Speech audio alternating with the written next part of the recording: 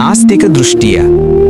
දන් දීමෙන් ප්‍රයෝජනයක් නැත, පූජා කිරීමෙන් පළක් නැත, පුද පඳුරු යැවීමෙන් පළක් නැත, පින්පව්වල ඵල විපාක නැත, පරලොව ඉන්නවුන් මෙලොව ඉපදෙන්නේ නැත, මෙලොව ඉන්නවුන් පරලොව යන්නේ නැත, මවට කරන හොඳ නරකවල විපාක නැත, පියාට කරන හොඳ නරකවල විපාක නැත, මරණින් පසුව නැවත ඉපදෙන සත්පියෙක් නැත, ලෝකයේ මෙලොව පරලොව යම්කිසි ප්‍රතිපත්තියක් තමා විසින්ම ප්‍රත්‍යක්ෂයෙන් අවබෝධ කරගන ප්‍රකාශ කරන ශ්‍රමණ බ්‍රාහ්මණයෙක් නැතිහොත් සම්මා සම්බුදු කෙනෙක් පහළවන්නේ නැත.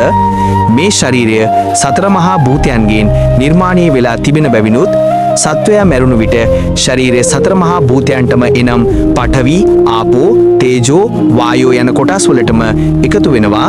ඉන්ද්‍රියන් අහසට යනවා. අසවලා දායකයෙක්, අසවලා මසුරෙක්, දුශ්ශීලයෙක් යනුවෙන් තිබෙන ගුණයන් මරණින් පසුව නොපිනී යනවා. ඇටපරවි පියාපත් පැහැවෙනවා. දාන පූජා ආදිය අලුවීම කෙලවර කොට පවතිනවා. දානේ මෝඩයන් විසින් පවසන ලද්දක්. යමෙක් දානයෙන් ප්‍රතිඵලයක් තියෙනවා කියලා පවසනවා නම් ඒ කීම හිස් දෙයක්, බොරුවක්, නන් දෙඩවිල්ලක්. පණ්ඩිත අපණ්ඩිත සීල දිනා මරණින් පස්ස විනාශ වෙලා යනවා.